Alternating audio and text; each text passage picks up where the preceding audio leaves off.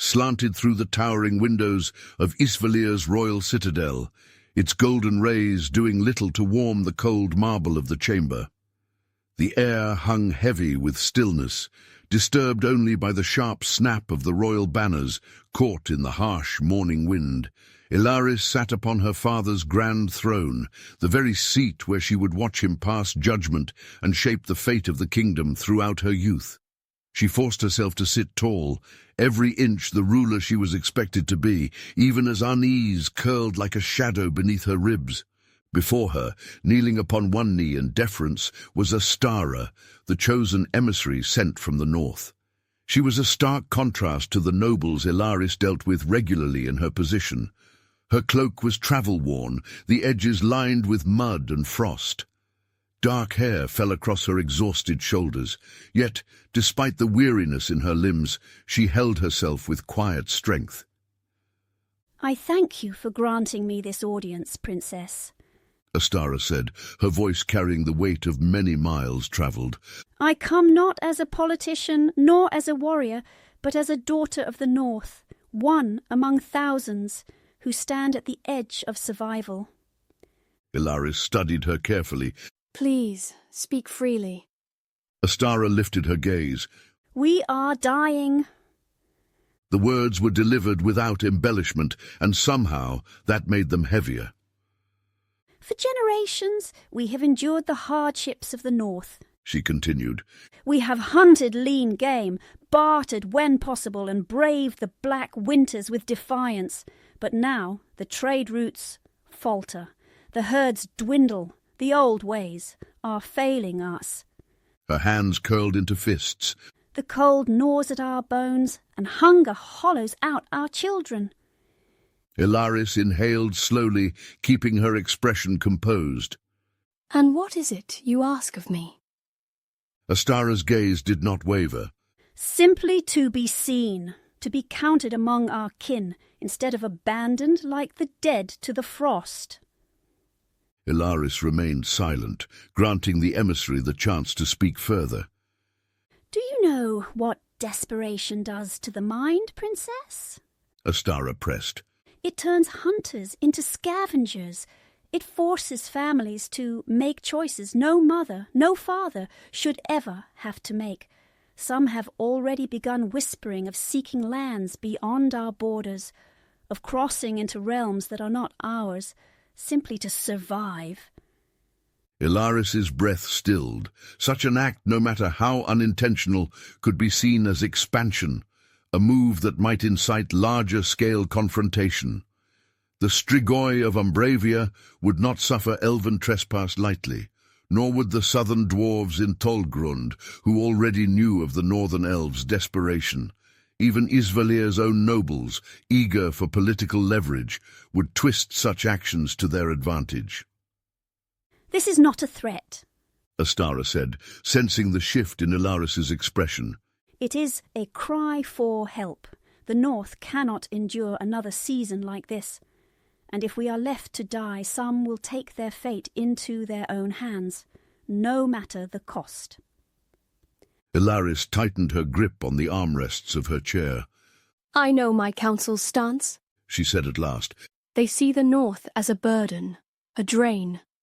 They would rather let you suffer than risk the appearance of weakness." Astara did not flinch. "And what do you see, Princess?" Elaris exhaled slowly.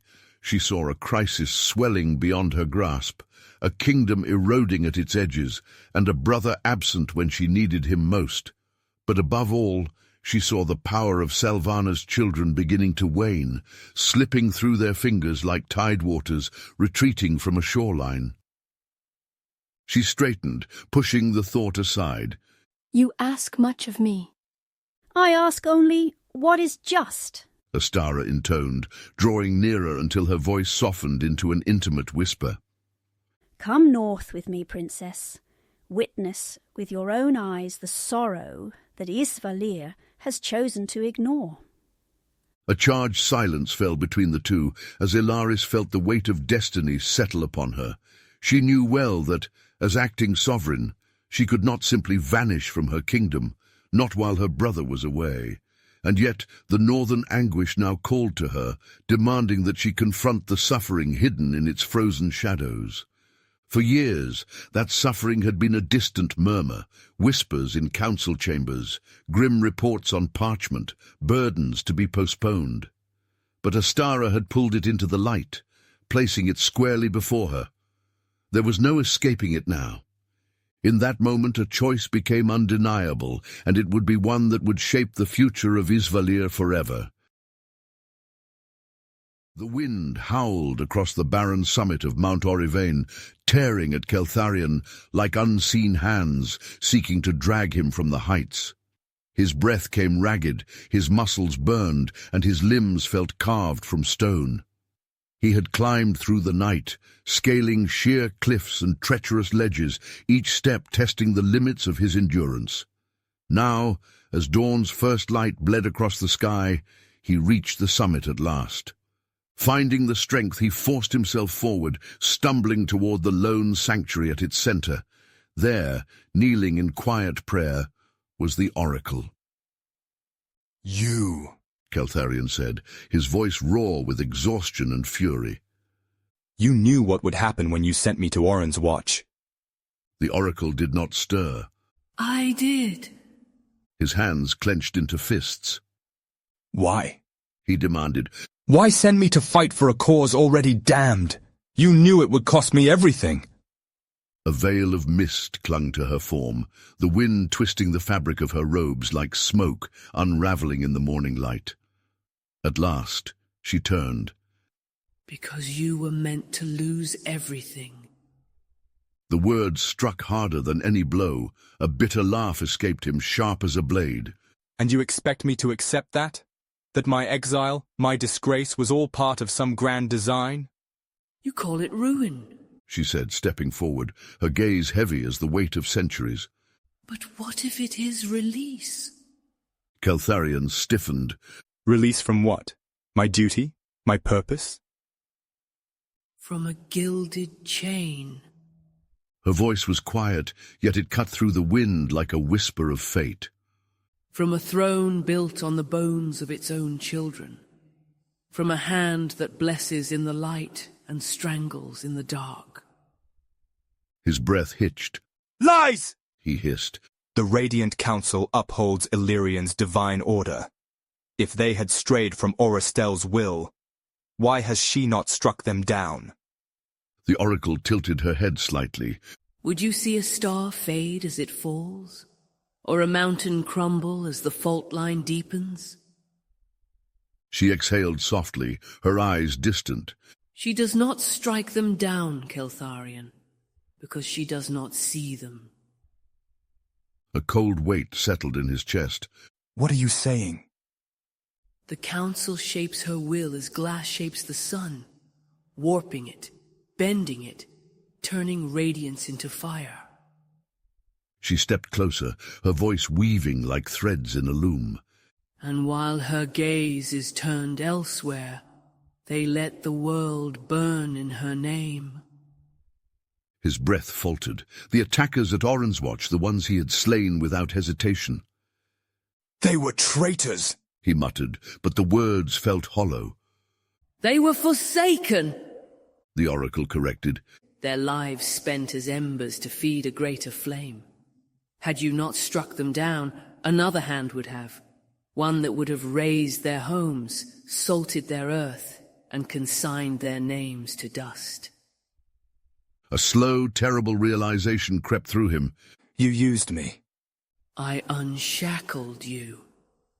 His jaw tightened. "I lost everything." "You lost a cage dressed in gold." Her gaze did not waver. "Tell me, did the Council mourn the blood you spilled? Did they weep for the innocent and the damned?" His silence was answer enough. "No," she murmured. "because it was never about the dead. It was about the power they lost over you."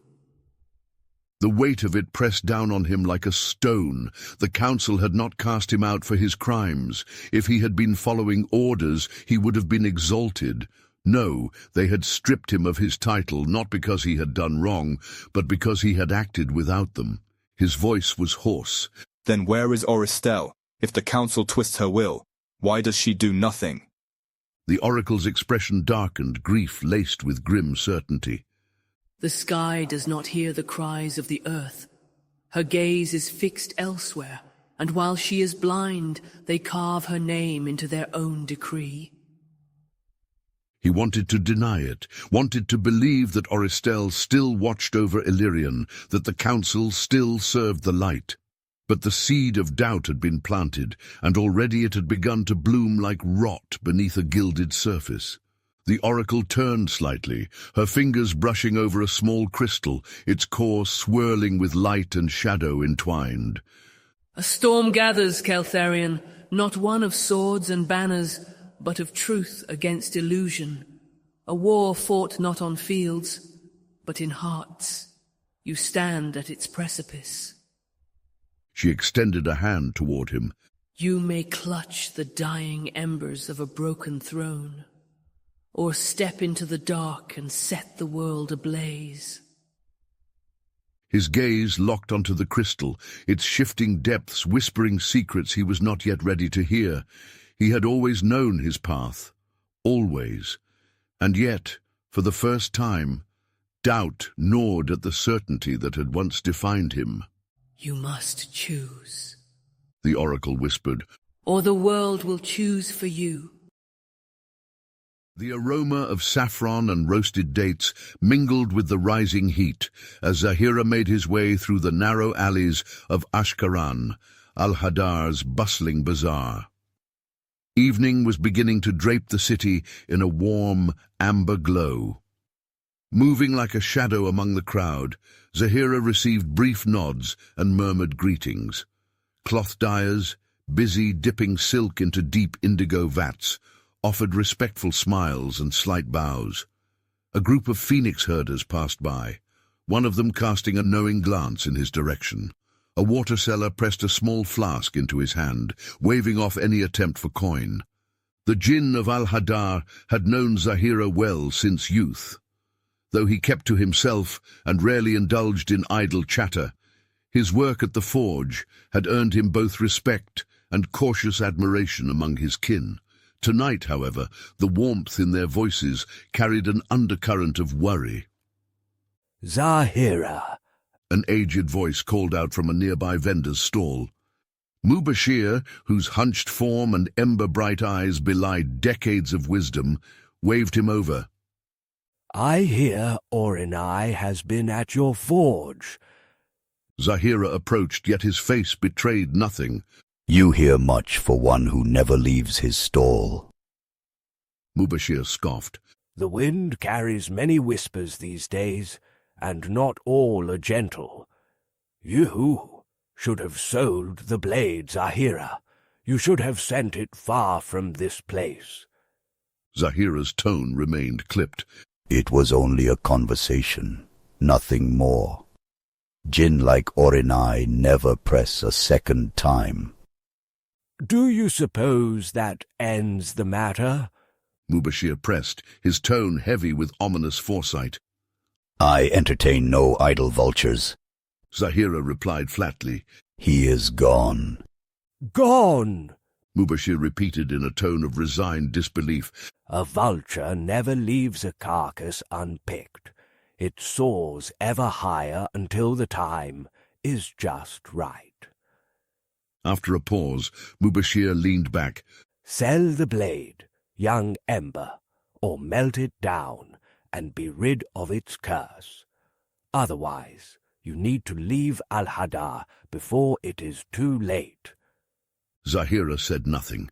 The silence stretched between them until, with a grunt, the merchant waved him off.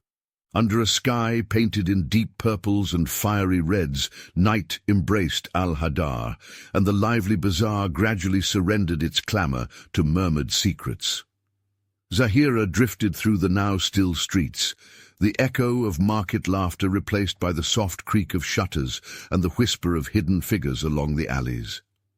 Here, in this ancient city, debts were paid in the currency of blood, and power was claimed by those bold enough to seize it. As he neared his forge, his eyes caught a subtle motion, a solitary figure, veiled in shadow, stationed on a clay rooftop, watching intently. With deliberate calm, the figure lifted 2 fingers to their lips and issued a sharp whistle. In a silent ballet, more shapes flitted from the darkness near his dwelling, each disappearing as silently as they appeared. Zahirah remained motionless, absorbing the quiet intensity of the moment. Then, with measured steps, he entered his forge, but did not lock the door. Let them come.